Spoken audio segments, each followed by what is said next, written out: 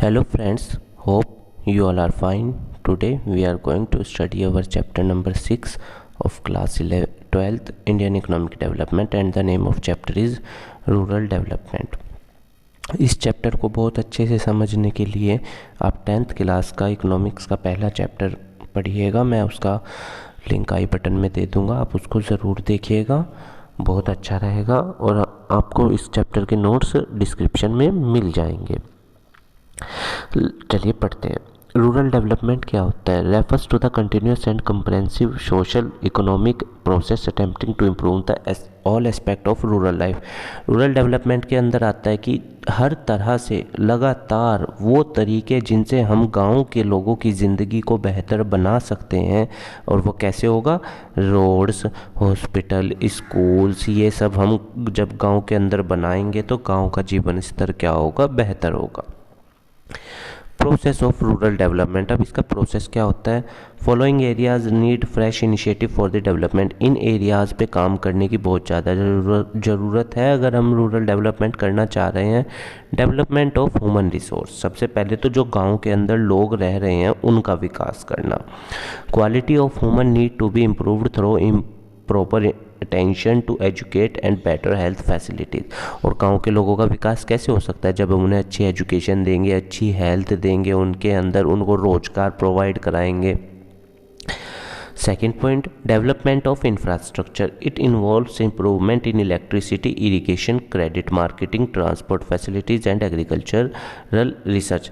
अगर हम उनको इंफ्रास्ट्रक्चर डेवलप करें, जैसे उनको बिजली दें, इरिगेशन की फैसिलिटी दें, खेत तक पानी पहुंचा दें, उनको लोन बहुत सस्ती ब्याज दरों पे दें, उनको मार्केट प्रोवाइड कराएं जहां वो अपनी फसलें बेच सकें, और इंफ्रास्ट्रक्चर रोड्स बना दे, तो क्या होगा? उनके जीवन स्तर बेहतर होगा।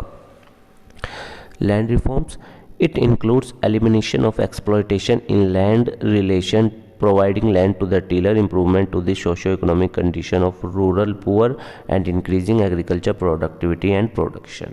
देखिए लैंड रिफॉर्म्स के अंदर क्या होता है कि लैंड सीलिंग होता है एक तो, कि भाई मैक्सिमम लिमिट तय कर देना कि कोई व्यक्ति कितनी ज़मीन रखेगा। दूसरा चीज़ इसके अंदर होता है कि जो बिचौलिए होते हैं, इंटरमीडिएटरीज होते हैं, उनको ख़त्म करना। सरकार ने ये किया था ताकि क्या हो? किसान तक सीधे फ़ायदा पहुँचे। अच्छा, इसमें हम एक चीज़ और कर सकते हैं कि अगर हम छोटे उन्हीं गाँव या उन्हीं कस्बों के पास छोटी मोटी मील लगा दें तो क्या होगा? जो डिस्गाइज्ड अनएम्प्लॉयमेंट एग्रीकल्चर के ऊपर है रूरल एरिया में, वो वहाँ पे चैनलाइज हो जाएगी, वहाँ पे यूज हो जाएगी, तो फार्मर की कमाई दोनों तरफ से बढ़ेगी, उसकी प्रोडक्टिविटी भी बढ़ेगी और उसका क्या होगा? प्रोडक्शन भी बढ़ेगा। एलिवेशन ऑफ पुअर्टी, अब पुअर्टी को ख़त्म कैसे किया जा सकता है? It involves taking step for bringing improvement in living condition of weaker section. Elevation of poverty का मतलब क्या होता है? जब हम गरीबी को घटाने के लिए और उसको बेहतर बनाने के लिए प्रयास करते हैं। Development of productive resources of each loyalty to enhance opportunity of employment. और डेवलपमेंट किससे रिलेटेड होता है कि भाई कोई भी एक ऐसा तरीका जिससे हम क्या कर सकें? एम्प्लॉयमेंट की अपॉर्चुनिटी को विलेज के अंदर जनरेट कर सकें। सोर्स ऑफ रूरल क्रेडिट, गांव के लोग कहाँ से पैसा लेते हैं? उनके पास दो जरिए होते हैं, institutional, non institutional. Non institutional source वो होते हैं जहाँ पे कोई प्रॉपर रूल्स एंड रेगुलेशन नहीं होते, जहाँ पे कोई प्रोसीजर नहीं है, जहाँ पे मतलब कुछ भी फॉर्मल नहीं है, लिखित नहीं है। और याद रखना, नॉन इंस्टीट्यूशनल में एक्सप्लॉयटेशन होता है, ये याद रखिएगा किसान का। तो मनी लेंडर से वो लेता है भारी ब्याज दरों पे, रिलेटिव से पैसा ले लेता है, ट्रेडर से ले लेता है, या कमीशन एजेंट से, या रिच लैंडलॉर्ड से। हमेशा याद रखना नॉन इंस्टीट्यूशनल में एक्सप्लॉयटेशन होता है। इंस्टीट्यूशनल रिसोर्स कौन से हैं? जो एक formal procedure, rules and regulation, इन सब चीज़ों को, टर्म्स एंड कंडीशन को फॉलो करते हैं, जैसे bank, cooperative credit, land development bank, commercial bank, regional rural bank. पहला रीजनल रूरल बैंक 1957 में बना था और उसका नाम था प्राथमा बैंक, आप याद रखना, आंध्र प्रदेश में बना था। द गवर्नमेंट भी एक इंस्टीट्यूशनल सोर्स है। National bank for agriculture, NABARD भी एक इंस्टीट्यूशनल सोर्स है। सेल्फ हेल्प ग्रुप भी एक इंस्टीट्यूशन, मतलब जो भी एक प्रॉपर रूल्स रेगुलेशन इन सब को फॉलो करे वो एक इंस्टीट्यूशनल सोर्स है।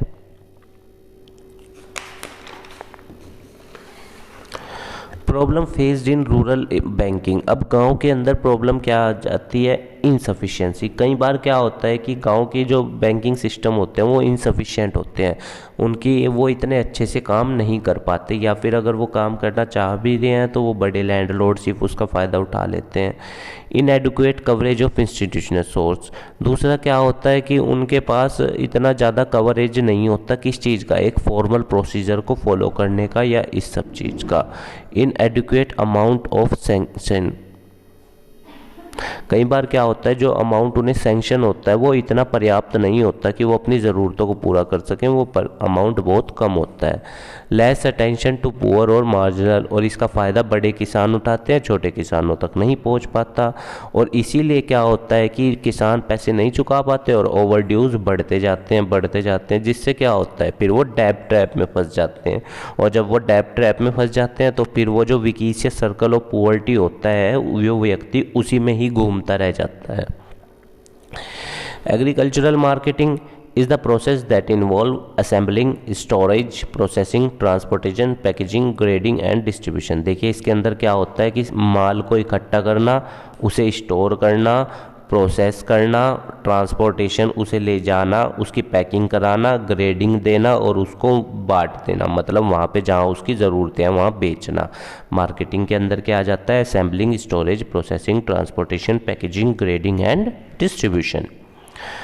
अब किसान के सामने समस्या क्या है, problem faced by big farmer, जैसे मैनिपुलेशन बाय बिग ट्रेडर। कई बार क्या होता है कि जो बड़े व्यापारी होते हैं वो मैनिपुलेट कर देते हैं रेट्स को या सही जानकारी को, जो छोटे किसान नहीं समझ पाते, उन्हें सही से मार्केट के बारे में जानकारी नहीं होती। दूसरा पॉइंट, जिससे उनको उनकी फसलों के रेट सही से नहीं मिलते। और तीसरा कि स्टोरेज फैसिलिटी की बहुत कमी पड़ती है, जिससे किसान के सामने बहुत समस्या आती है और वो अपनी फसलों को सस्ते दाम पे बेचने के लिए मजबूर हो जाता है।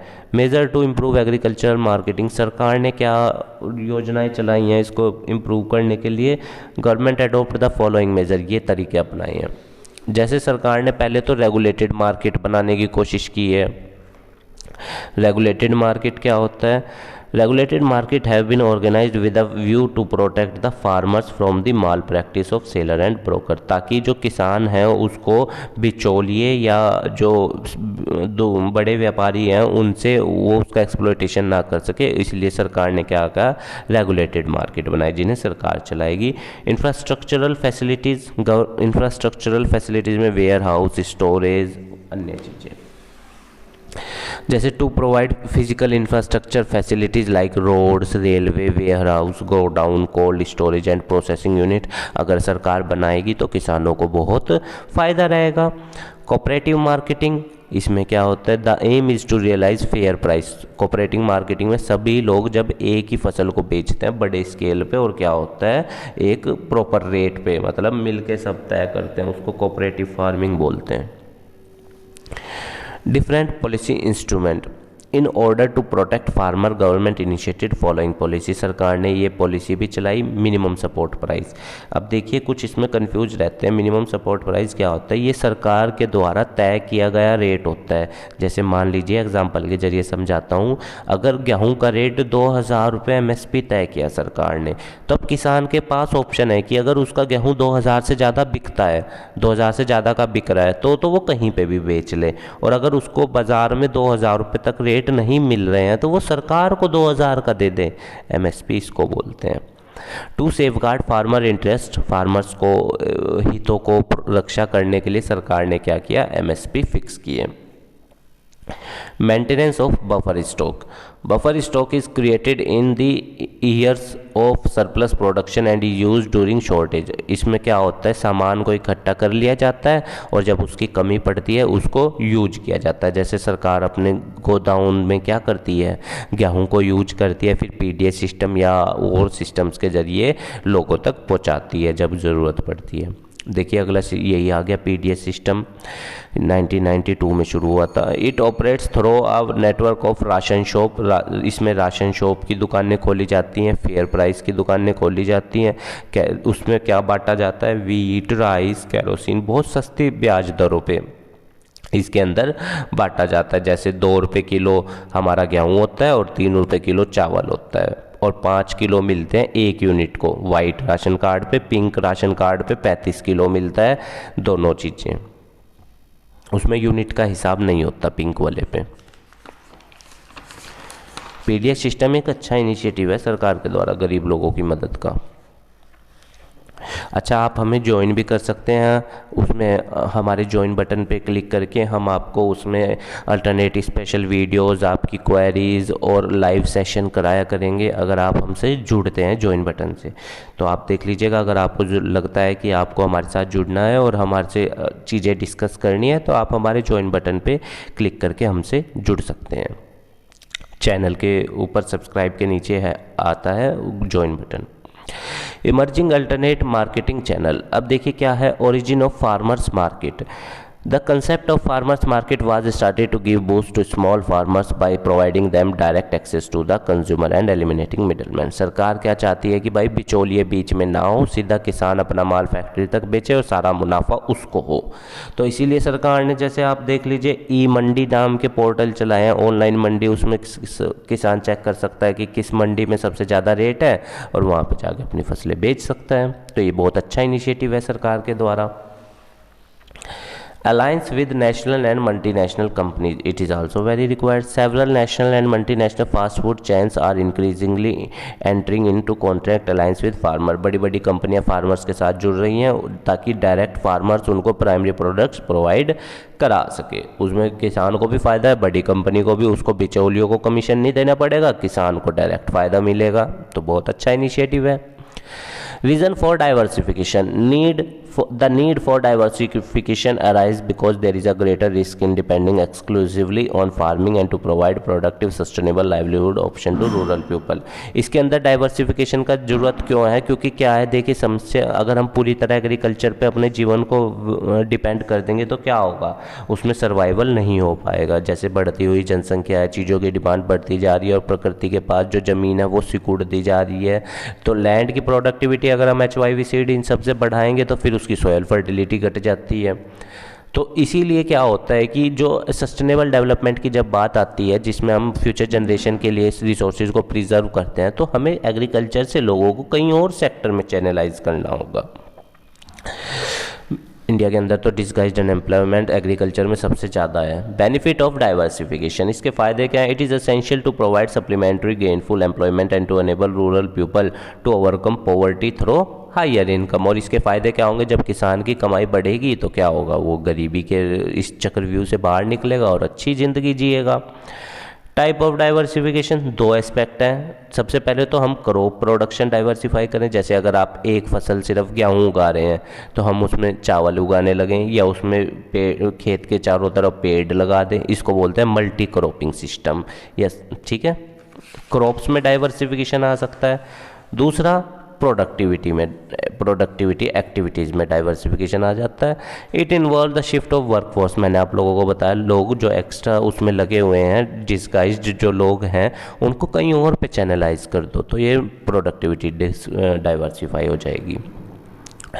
Non farm area of employment, some of the important non farm area of employment are, जहाँ पे लोगों को लगाया जा सकता है। एनिमल हस्बेंड्री में लगा दीजिए, पशुपालन में, उससे किसान की कमाई बढ़ सकती है। डेयरी के बिजनेस कितना अच्छा है, उसमें भी किसान की कमाई बढ़ सकती है। Dairying is the branch of agriculture which involves, जिसके अंदर ब्रीडिंग, राइजिंग, यूटिलाइजेशन, जानवरों को पालना, बड़े करना और फिर उनका दूध बेचना। उससे क्या होता है, किसान की कमाई एक्स्ट्रा हो सकती है। फिशरीज़, मछली पालन, ये भी बहुत अच्छा ऑप्शन है। छोटी सी ज़मीन में अपना तालाब बनाकर उसमें मछलियाँ पाल लीजिए, उसमें भी बहुत अच्छी कमाई हो जाएगी। जितनी कमाई एक किसान को उस खेतों से नहीं होगी, उससे ज़्यादा मछली पालन से हो जाएगी। हॉर्टिकल्चर में सब्जियाँ, फ्रूट्स, आपका प्लांटेशन क्रॉप, मेडिकल प्लांट्स, ये सब लगा लीजिए, उससे बहुत कमाई हो जाएगी, वो एक्सपेंसिव भी बिकेंगे। Information technology refers to the branch of engineering that deals with the use of